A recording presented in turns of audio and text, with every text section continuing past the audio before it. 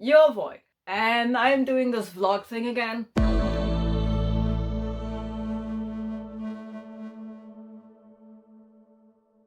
It is Winterween, and although I usually don't participate in week-long readathons because I'm just not that quick of a reader that I can fully utilize a whole week, I thought I'd do it anyways. I was just in such a great reading mood once the new year hit, and I thought, let's capitalize on it. And I did with my normal TBR. I was already rushing through that, so I was like, I feel like reading something else other than what was on my TBR. If you know me, you know that I have trouble sticking to my TBRs. But instead of deviating from my TBR, I thought, let's just add to it. And that was the day the announcement for like the prompts for the Winterween thing dropped. So I was like, ha! Great timing. So I had a look at the prompts and I was like, I can fulfill that and I feel like reading this, so let's do it. So I am going to read a bunch of things.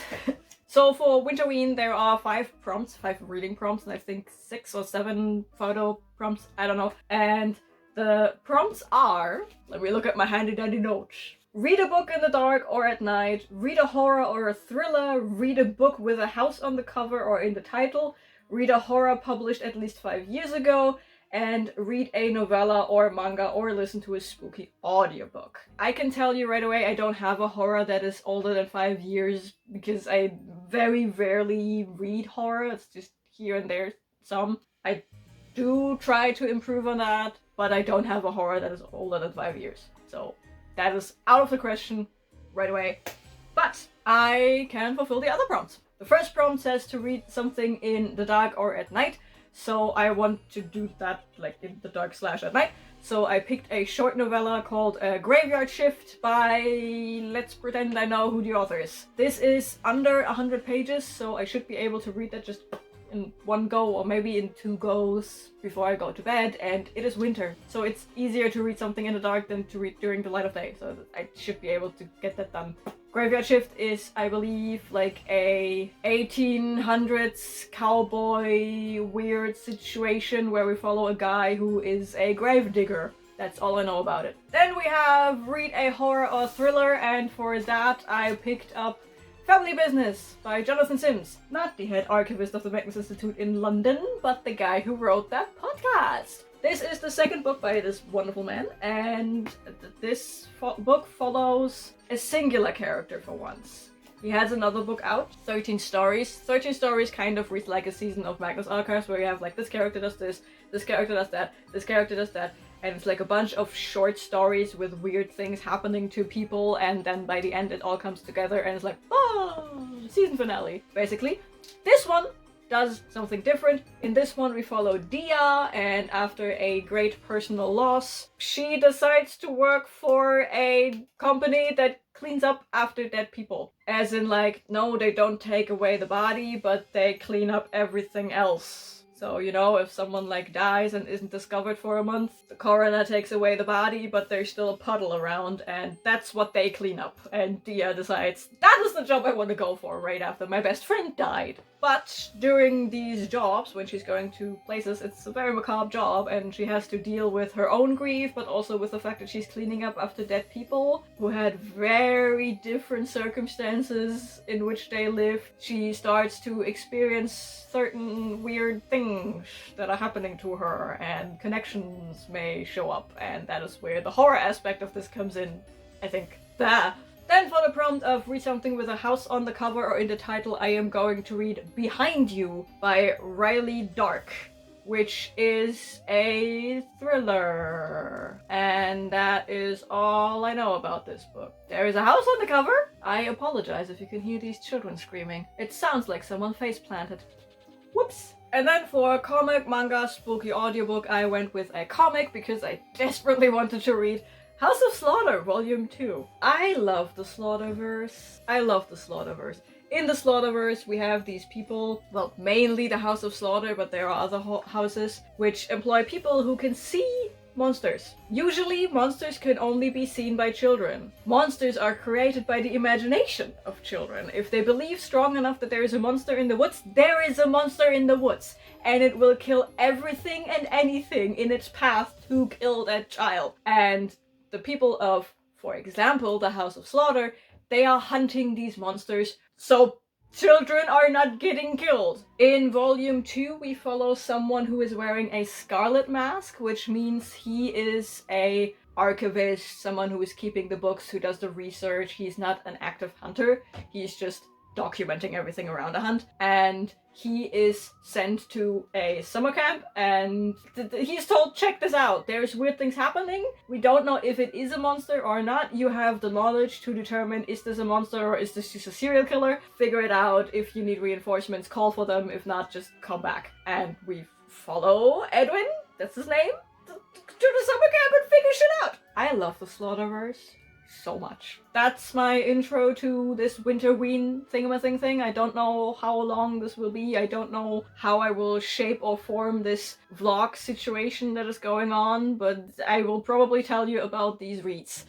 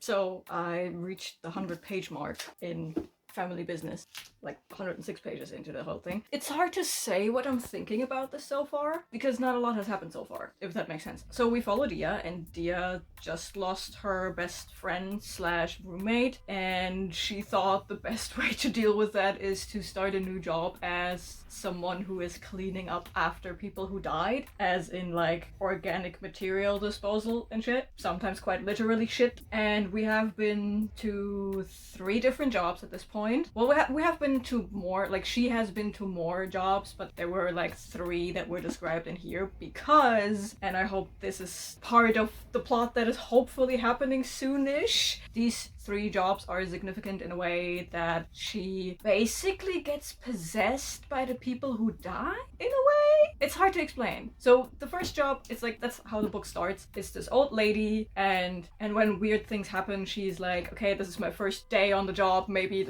I just need to get used to this. Okay, cool. Then they have this second job, which is like this homeless guy, and something weird happens again, and now I just passed the 3rd job where something even weirder happens. And now she is at the point where she's like, maybe this is not me getting used to the job, because at this point she has been at the job for like weeks or even months, and she is starting to question these things that are happening to her. And I really hope that we are going somewhere, because so far all this book has done is explain these jobs and these semi-strange things happening to her, but she's always like pushed them away, and a lot of her still grieving her best friend. But as she said in the book already, she is starting to stop grieving her friend, and she's now at the point where she's like somewhat feeling guilty for not grieving her best friend anymore, and she is scared of the moment when she doesn't even think about her friend anymore, which is a very valid part. The way Dia's grief is written in here is very much on point, I would say. I do like the cast of characters. I don't exactly know why everyone is hating on Mary, especially Zen, even though Zen has explained herself, like why she is not vibing with her own sister anymore. Frank? I don't trust Frank. I don't think he's like evil or anything, but the way Frank behaves, specifically around Dia, he knows something. The whole family knows something. I'm pretty sure they know what's going on with Dia and that they offered her the job in the first place because they saw the potential of something happening to Dia that is normal in their family. Like, Mary is this spiritual person that believes in ghosts, and when she's asked, hey, what do you think this person felt when they died? These predictions she's making are very accurate. So I think Mary is not just into spiritualism, but she actually has something, some ability or something to feel and sense shit. And Zen said that her brother at least listened. Like, George, the dead brother, listened to it. I'm also suspicious about George as a whole because yes, he's dead. He's dead before the beginning of the book, but something's up with him. I'm pretty sure the fact that he died, that something is up with him. But so far, it's just a lot of seeds and not a lot of threads, if that makes sense. I'm also debating on rereading 13 Stories by Jonathan Sims. This bitch. Because from the writing, like the writing itself, I remember this being way better than this. This feels like in the execution of the writing, this feels not sloppier, but flat compared to how I remember the writing in 13 Stories. But since I read 13 Stories eon ago, I might just misremember. So I'm thinking about rereading 13 Stories at one point just to have a direct comparison. But it also might be the fact that Jonathan Sims has written a podcast where he's basically just writing short stories that are read by a single character, but he has like written from multiple POVs. And in this one you have a bunch of POVs, and this one is single POV. So I don't know. Also, my brain tries to read this in a British accent, specifically an accent you would find in London, but my brain constantly slips up into Scottish, which is very weird. So yeah, Frank is Scottish now, for no reason other than I have a rumbling Scottish voice in my head when I read everything that he says. I have a little over 200 pages left to go. Hopefully I can finish this before the readathon ends. I just filmed that vlog update where I said I want something to happen, where I said something is up with the whole George storyline. Literally the next chapter something happens and there's like... I can't help but feel that this book is watching me, because that's exactly what the story is. Should I be scared? Did this book come with a ghost? Am I haunted now?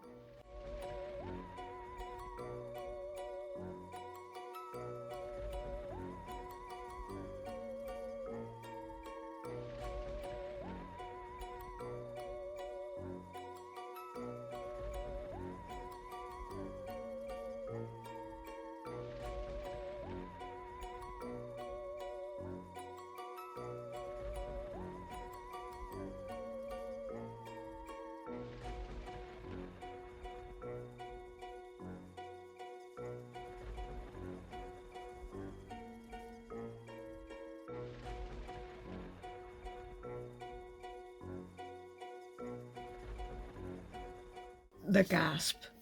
I just gasped. After reading chapter 14, I reached the 200-page mark. I have to collect so many thoughts off the floor now, but what is happening? Okay, so I collected my thoughts on the moment in family business.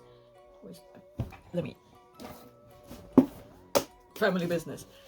I reached page 203. Remember how I said that the first 100 pages are kind of boring and that I wish something would happen soon? Stuff kept happening! Between page 106 and 203, so much stuff happened. And let's just say the horror book started horroring. Like, bruh, Dia had another vision and this one was way clearer. Like, it was not just her feeling the feeling of someone with agoraphobia, or someone who is coming off of a trip, like getting clean, like going through withdrawal or something. This one was so much worse because it didn't just happen, because we saw it being done, and then that call, holy shit. And we get told what happened to George, and I still think something is up with Frank. I still think Frank knows more than he lets on. The horror book started horroring. Man! And that last chapter, chapter 14, had me gasping so loud. That phone call at the end there, it's just over a page. I'm looking at this phone call right now. It is just over a page, but with the setup of everything, wow. And here I thought Mr. Sims has lost his drive between his first book and his second book. I was wrong. I was so wrong. Wow.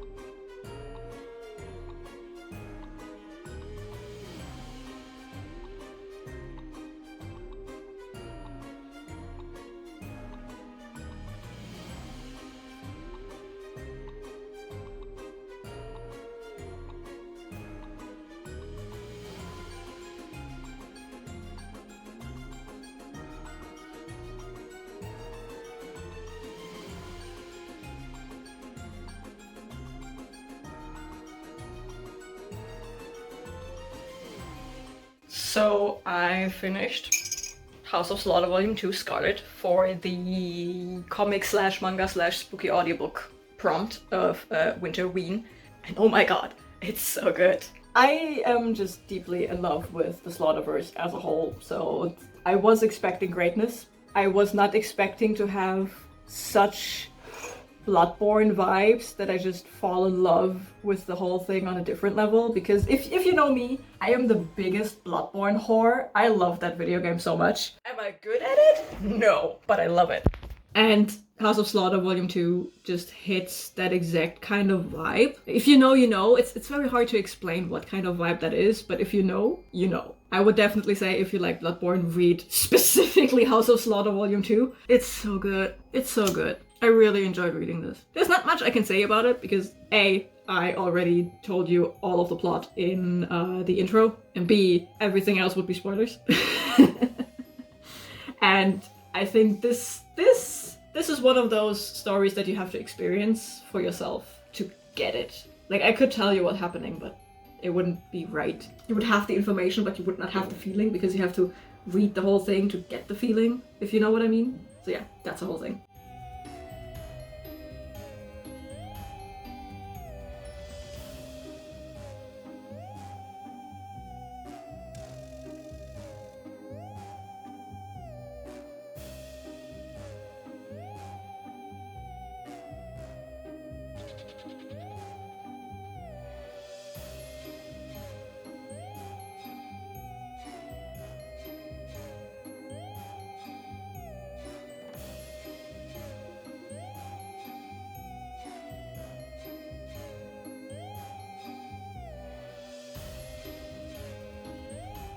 Ignore the look. I'm tired as fuck. I just got up. But last night I finished Graveyard Shift by I don't know who the author is, and frankly I don't care. Because it was such a nothing burger.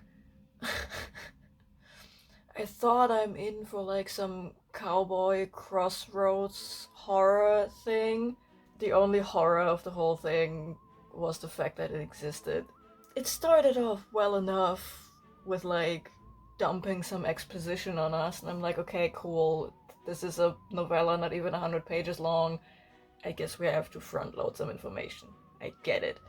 But then we like race to San Francisco, meet a serial killer in the most comedic way possible, like literally starting to slip on a room full of blood. Like you walk into a building with, what was it, 5 bodies that have been there for at least 2 weeks in San Francisco, and all you do is like, smells weird, until you literally slip and fall in blood and guts. And then your new employer is like, yeah, I'm a serial killer and you're working for me now. And then you just do it. Like, okay, that's weird. But then he runs away back to his old place, which is like a shitty town in the middle of nowhere. Just picks up his old work there, like never tells anyone about this guy who's just random serial killer, right? Until this guy catches up with him, smacks him over the head with a shovel, buries him alive, but doesn't kill him right away for whatever reason. And in that grave, this guy then meets the ghosts of his 2 best friends, or of his best friend and the woman he had a crush on, and they help him out of the grave.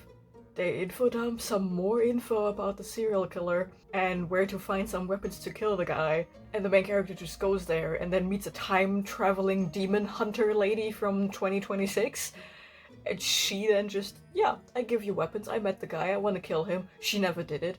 For like 2 years she knew about the guy and she never did it. But now they like grab all of these weapons and then they go look for the guy and they find him in a cave and they figure out he's some weird demon shit thing that eats people, and he has like 50 brothers now, and they are basically building a city in the middle of nowhere to have like a farm for humans so they will never starve again. And then they just start shooting. Like they just start shooting, and I'm sitting there and like these 2 people, the time traveling lady from 2026 and this random grave digger, these 2 battle it out with like 50 of these human flesh-eating monsters, no problem. All we have in terms of injuries is 1 bite wound on the lady, and it's not even fatal, it just hurts, it's inconvenient because it's in her leg. And then the main guy shows up, and we blow him up, and then he gets up out of the rubble, and we shoot him with a shotgun in the face. And that's the whole story. I found myself skim reading the first half because it was so info dumpy, so I was like, yeah, okay, cool, I can. Well, it wasn't skim reading, it was speed reading. So I read it very fast because it was just like descriptions of the Old West, and I mean, there are only so many descriptions you can give of a desert place, right? So I skimmed that a bit because I was also not interested in the family history of this guy because I knew this is a novella that it's not that important, and turns out it wasn't. So I speed read the first part, which is like 45 pages. Then you have 20 pages from the perspective of this time-traveling lady, which is just info dumping to basically give her a reason to be there, or it's just explaining why she is there. And yes, this novella is part of like a bigger universe, I guess, and I'm definitely missing context, especially on that lady, but it's legit like 20 pages in the middle of this novella are literally just a character explaining their own existence, because the character themselves is a needed convenience in the plot. Because the gravedigger needs weapons to kill the serial killer human flesh-eating monster guy, right? But he doesn't know how to find a gun in the Wild West. So his ghost friends tell him to go to that one farm and he will find weapons and help there, all cryptically. And then he goes there and there's just this lady and she has like a whole armory for no reason.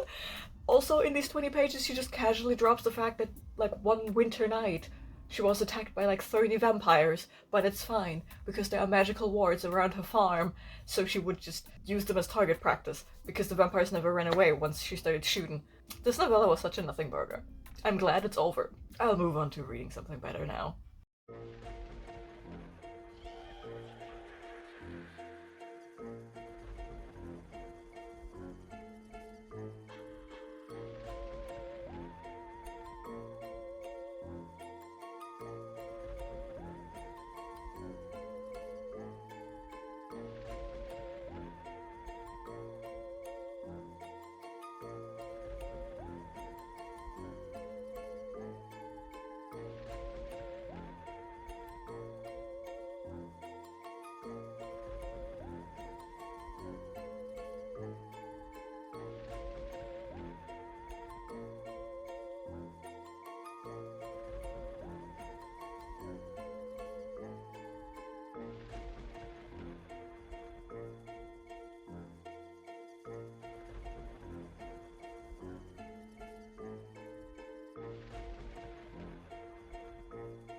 It's been like the day, two, I don't know, I lost track of time.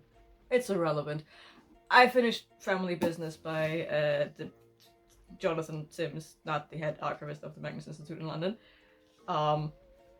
And that ending, I don't know. I don't necessarily want to call it unsatisfying, but it kinda is if you compare it to the level of horror that this book reached in like the second part, like between page 200 and page 300. No, between page 100 and 200, between 200 and 300, that's the ending. Numbers. Yeah, so it is very hard to quantify this ending. I don't know, I had the same feeling back in the day when I watched Mama for the first time. And Mama is a horror movie that I classify as a horror movie with a happy ending. But that is not the issue I have with that horror movie. The issue I had with the film Mama is that they show the monster too early, which then takes away the tension from the rest of the movie in a way. They don't show the monster too early in Family Business.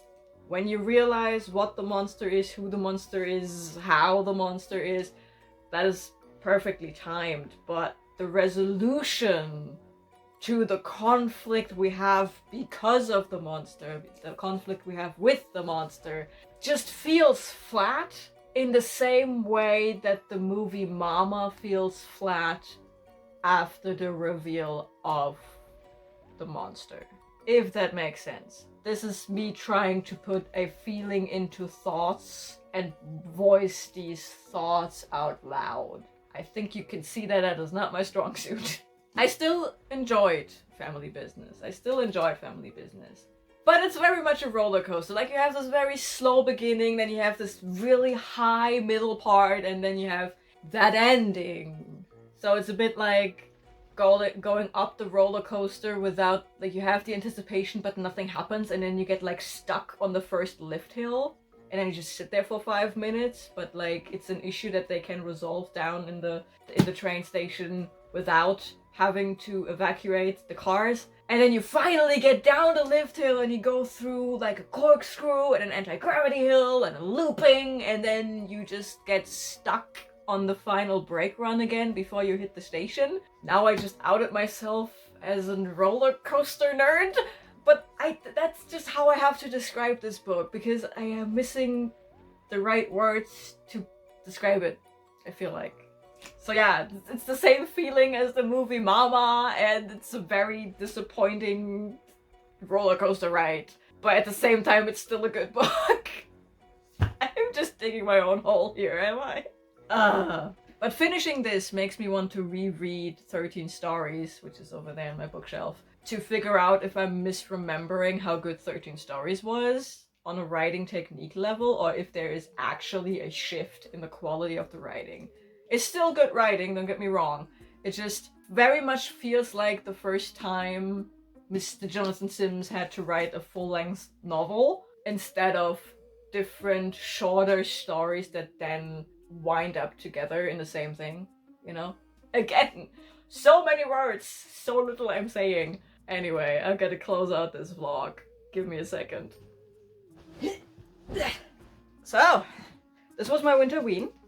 I read three things. I read the very underwhelming novella Graveyard Shift by I forgot the author's name, and I read a very emotionally confusing book with Family Business by Jonathan Sims, and I read the outstanding second volume of House of Slaughter, Scarlet by James Tynion IV. Never thought I would participate in a week-long readathon. Never thought I'd be successfully participating in a week-long readathon, and even less thought that I would kind of successfully vlog that weekly readathon. So that was nice. And this definitely helped with keeping my reading mood intact throughout January, because I had a couple of ginormous chonkers, fantasy chonkers on my TBR, and I very much needed that not distraction, but like something to break up the chonkers, you know? So that was actually kind of nice. Just throwing in some horror reads in the middle of that. Yeah, this was fun. If you made it this far into the video, leave a knife emoji or a skull emoji, something that you think is horror related, in the comments down below, and I will see you in the next video. Bye.